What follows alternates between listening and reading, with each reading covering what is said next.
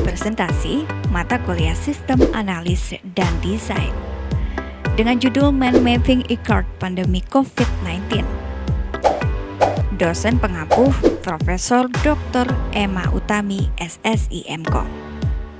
Kami dari kelompok 2 yang beranggotakan Tommy Dwi Putra, Abdi Firdaus, M. Fikri Insan, M. Ikhvan Asgar, dan Peterson. Kita tahu 17 November 2019, kasus COVID-19 pertama kali ditemukan di Wuhan, China. 2 Maret 2020, kasus COVID-19 pertama masuk di Indonesia. Per 1 Juni 2020, terdapat sebanyak 26,940 persebaran kasus positif corona sudah merata di setiap provinsi di Indonesia. Sebanyak 7.637 jumlah pasien sembuh dan 1.641 angka kematian akibat virus corona. Sampai saat ini, pemerintah masih kesulitan untuk memotong penyebaran COVID-19 di Indonesia. Walaupun beberapa kebijakan sudah dibuat dan diterapkan oleh pemerintah pusat maupun daerah. Dikonfirmasi jumlah kasus yang terinfeksi COVID-19, grafiknya terus bertambah setiap harinya. Hal ini menunjukkan bahwa penyebaran COVID-19 sangat sulit untuk dikontrol dan diminimalisir. Dari latar belakang tadi, kami tertarik untuk merancang sebuah sistem informasi yang dapat mengurangi, melacak, dan mendata penyebaran COVID-19. Adapun beberapa sistem yang sebelumnya sudah dibuat, di antaranya web portal www.covid19.co.id, aplikasi mobile Peduli Lindungi, dan web portal COVID-19 Tracking dan Mobility Analytics. Kami juga mencari informasi mengenai pengguna ponsel pintar dan tablet di Indonesia, pertumbuhan internet di Indonesia, gawai yang sering digunakan orang Indonesia untuk berselancar di internet, dan waktu yang dihabiskan oleh orang Indonesia dalam mengakses media. Adapun datanya sebagai berikut. Dari infografis pertama, terlihat total penduduk Indonesia mencapai 268,2 juta jiwa. Sementara diketahui pengguna ponsel pintar dan tablet mencapai 355,5 juta. Dan tercatat ada 150 juta pengguna internet aktif. Ini berarti 56% dari total jumlah penduduk Indonesia sudah menggunakan internet. Infografis kedua, pertumbuhan penduduk dari 2018 ke 2019 sebesar 1%. Tapi pertumbuhan internet user tercatat 13%, aktif media sosial 15%, dan surf mobile media sosial 8,3%. Ini berarti pertumbuhan pengguna internet dan media sosial di Indonesia jauh lebih pesat dibanding pertumbuhan penduduk.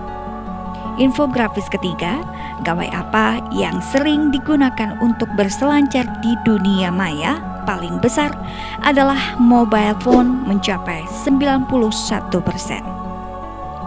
Infografis keempat, waktu yang dihabiskan oleh orang Indonesia dalam mengakses media, juaranya adalah internet. Rata-rata menghabiskan waktu 8 jam 36 menit per harinya. Dari berbagai literatur di atas, kami memutuskan untuk membuat rancangan platform sistem informasi ICART pandemi COVID-19 dengan studi kasus Provinsi Kalimantan Selatan. Adapun beberapa mitra yang akan dapat membantu proyek ini antara lain dari unsur pemerintah daerah, Dinas Komunikasi dan Informatika sebagai penyedia server dan jaringan CCTV, Dinas Kependudukan dan Pencatatan Sipil sebagai penyedia data kependudukan, Dinas Kesehatan penyedia data kesehatan terkhusus untuk COVID-19 dan rumah sakit, Dinas Sosial sebagai penyedia data sosial masyarakat yang terdampak COVID-19, Polda Kalimantan Selatan sebagai penyedia jaringan CCTV. Dari unsur swasta, perusahaan telekomunikasi sebagai penyedia data BTS, Google Indonesia sebagai penyedia citra dari GPS, dan startup sebagai pengimplementasi rancangan sistem. Perancangan fitur yang akan dibuat pada proyek e-card pandemi COVID-19 terdiri dari user tracking, zonasi, dan informasi. Pada fitur user, untuk mengakses fitur ini dibutuhkan smartphone. Setelah itu, sistem membutuhkan data user melalui proses IoT untuk mengambil foto pengguna dan menerima data dari Dukcapil. Setelah semua selesai, masuklah pada tahap kuesioner. Tahap kuesioner membutuhkan proses AI dan proses data dalam pengambilan big data dari Dinas Kesehatan yang akan menghasilkan status kesehatan user yang mendapatkan QR code dari proses AI. Ditetapkan menjadi 4 golongan, antara lain positif, PDP, ODP, dan negatif yang disimbolkan dengan warna. Jika positif, PDP, ODP, maka user direkomendasikan untuk melakukan tindakan medis dan isolasi mandiri. Jika negatif, user diperbolehkan untuk keluar. Data user akan tersimpan di riwayat perjalanan user. Pada fitur tracking berelasi dengan data user. Sistem tracking ini akan men-tracking user dari wilayah tempat tinggal user. Dapat ditelusuri berdasarkan dari tingkat kabupaten, tingkat kecamatan, sesuai dengan rekomendasi yang diberikan sistem. Jika hasil tracking selesai, maka sistem akan melakukan proses IoT untuk mendeskripsikan lokasi user berada. Lokasi ini membutuhkan bantuan Google API yang mengakses riwayat perjalanan dari user. Pada zonasi terbagi atas 2, yaitu data zonasi pandemi dan data sebaran pandemi. Pada data zonasi pandemi dibagi dalam beberapa zonasi lagi, yakni zona global dan zona provinsi. Dari zona provinsi dikategorikan lagi dalam beberapa zonasi wilayah. Dari sini, sistem dapat melakukan pantauan lokasi zonasi pandemi dari jaringan CCTV. Kemudian, data sebaran pandemi menghasilkan data sebaran pandemi nasional dan provinsi. Data sebaran pandemi tingkat provinsi dapat disortir berdasarkan tingkat kabupaten, kecamatan, sampai di tingkat kelurahan. Kemudian, fitur pusat informasi terbagi atas 2, yaitu informasi dan rumah sakit rujukan.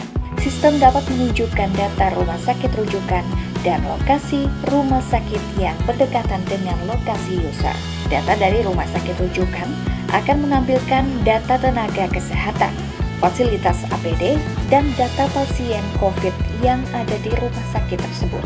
Dari data pasien dibedakan menjadi 2, pasien dalam pantauan dan positif. Data pasien positif akan dikategorikan menjadi 2, yakni rawat medis dan rawat biasa. Bentuk bagian informasi akan menghasilkan informasi berupa berita himbauan dan data COVID-19 terbaru yang diperoleh dari data Dinas Kesehatan dan Kementerian Kesehatan. Adapun untuk perangkat dan infrastruktur yang dibutuhkan untuk pengembangan proyek ini diantaranya bagi pengguna smartphone, internet, GPS, ID card. Dan bagi pengembang, server, bandwidth, database kependudukan, database kesehatan, jaringan internet, dan jaringan CCTV. Sedangkan untuk SDM requirements dalam proyek ini diantaranya project manager, mengatur proyek, membagi tugas, bertanggung jawab, memastikan proses mencapai tujuan. Sistem analis, menganalisis dan merancang sistem, menentukan hardware, software apa saja yang akan dibutuhkan untuk pembuatan. Back-end developer Android dan iOS developer mengimplementasi perancangan ke dalam bahasa pemrograman. Database administrator, desain database, mengelola data pengguna, mengelola data rumah sakit. Front-end developer, mengimplementasi desain ke dalam kode program. UI/UX designer merancang desain tampilan aplikasi yang user-friendly dan sesuai fungsi. Operator, petugas yang mengoperasikan sistem tersebut. Untuk analisa resikonya sendiri adalah dari sudut pandang technical risk, kehilangan ahli yang dipercaya dalam pengembangan sistem yang akan dibangun. Dari sudut pandang project risk, regulasi pemerintah yang terlalu lama, keterlambatan dana yang dicairkan untuk pengembangan sistem. Dari sudut pandang business risk, tidak adanya dukungan pemerintah dan pihak terkait dalam memberikan kebijakan pendukung sistem. Sedang untuk analisa risiko kegagalan sistem dapat dilihat pada tabel berikut.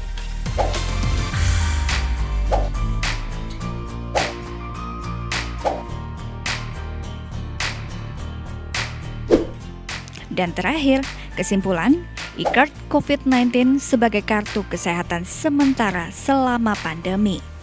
Pengguna dapat melakukan konsultasi terkait COVID-19. Pengguna dapat melihat update terbaru data sebaran kasus COVID-19. Pemerintah dapat melakukan tracking terkait dengan penyebaran kasus COVID-19. Kondisi kesehatan masyarakat dapat dipantau dengan jarak jauh melalui aplikasi ini. Pemerintah dapat melakukan analisa dan mengambil kebijakan yang berkaitan dengan COVID-19. Namun, perlu adanya kerjasama yang baik di lintas sektor. Dalam hal ini, pemerintah, swasta, akademisi, dan masyarakat. Demikian presentasi singkat dari kami dan semoga bermanfaat. Wassalamualaikum warahmatullahi wabarakatuh.